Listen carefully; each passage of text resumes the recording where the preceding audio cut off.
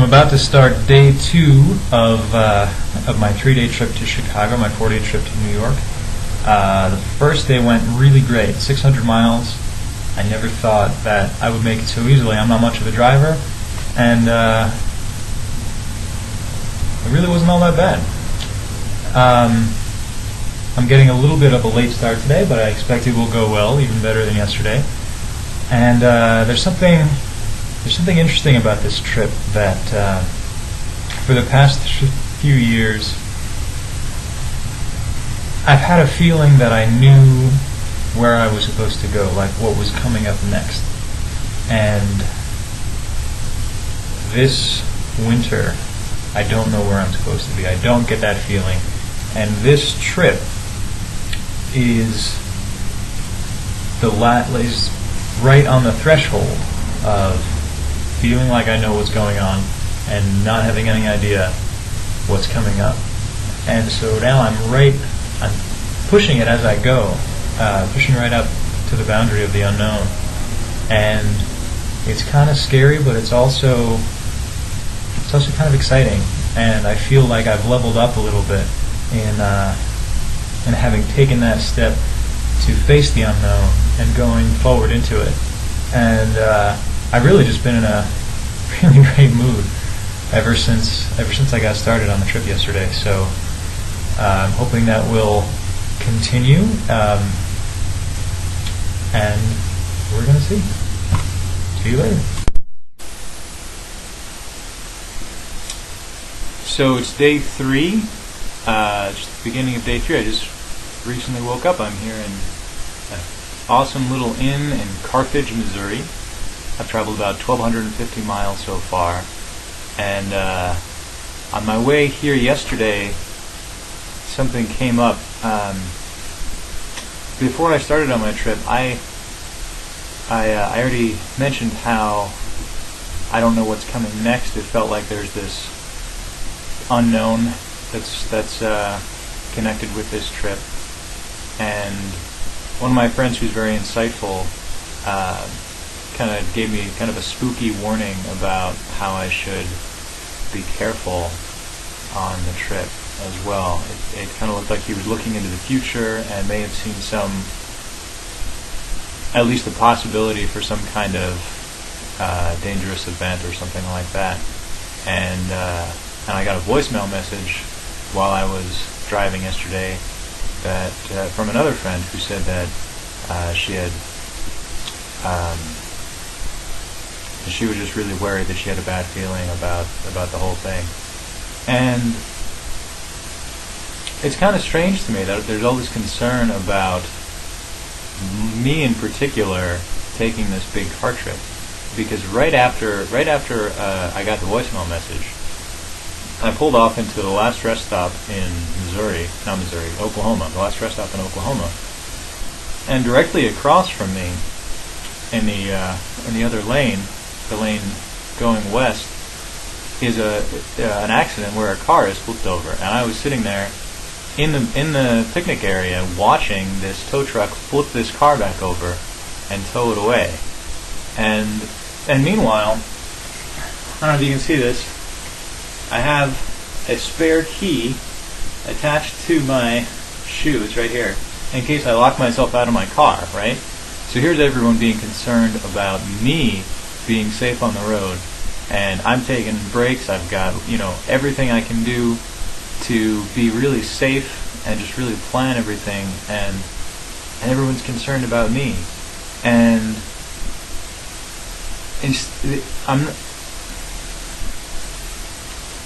it just has further driven home this point that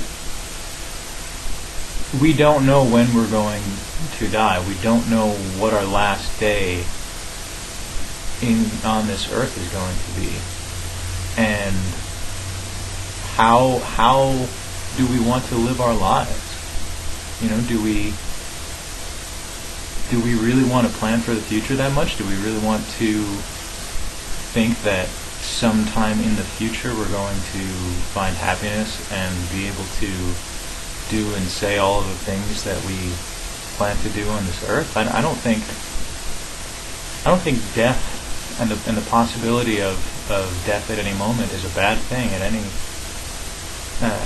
is a bad thing at all. I think it's just another reminder that our existence here isn't all we think it is. It isn't as important as we think it is. It's just another thing pointing towards the fact that everything that we know isn't actually true. That there's some other thing going on. That the reality that we know is only a temporary reality. And not to live our lives based on the mortal laws. We are amazing creatures, and it seems like we get bogged down so much by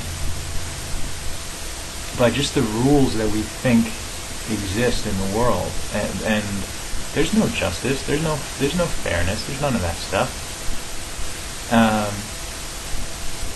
All there is choice, and that's really what's just being hammered into me during this trip, and I've just been so much happier this whole time. And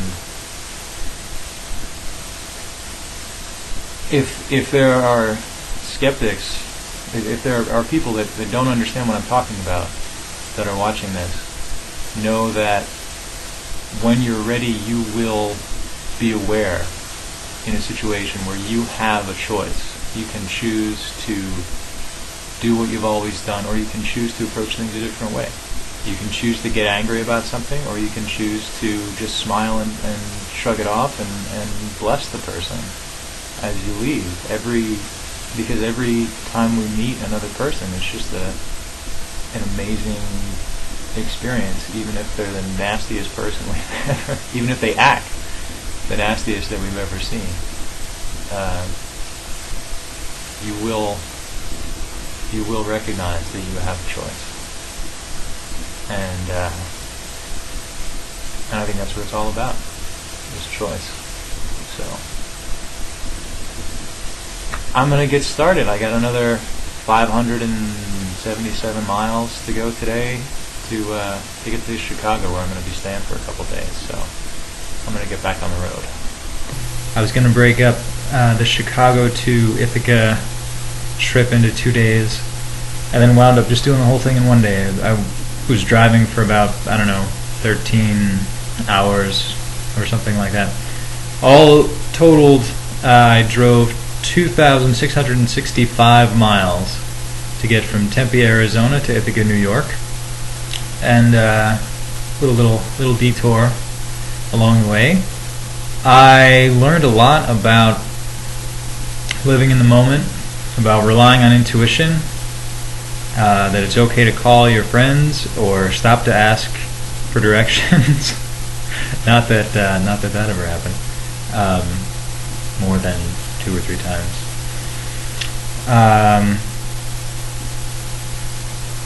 It was a pretty amazing trip. I did not expect that it would be so. I learned that the high plains of Texas are really boring.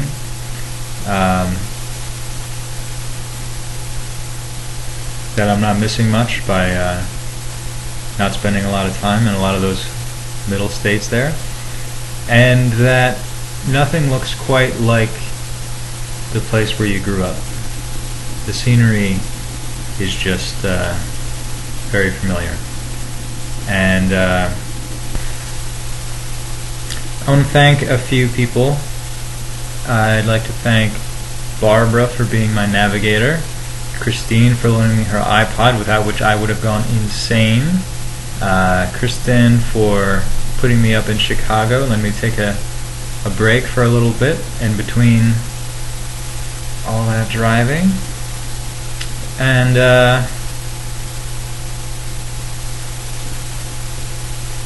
I'm not going to do that again for a while. That was good. That was okay. I think that if I can have the determination and ability to drive so much when I'm not much of a driver, I make excuses to put all of my trips in 1 week onto one day so that I don't have to go around and driving. And if I can drive across country, what does that mean for everybody else? What can everyone else do if they put their mind to it and with the right planning and preparation and stick-to-itiveness? I mean, I prepared, but I didn't have a map. I had alternate hotels picked out, but that didn't help me in Cleveland. My primary and alternate hotels turned out to be a bust. So I didn't stop in Cleveland, I just kept going. And I just like to challenge everyone to see what you can do, what you can make happen just because you want it to, and just because you go out there and trust yourself and have a feeling that that something's going to happen. I didn't know what was going to happen. I had a very uncertain feeling.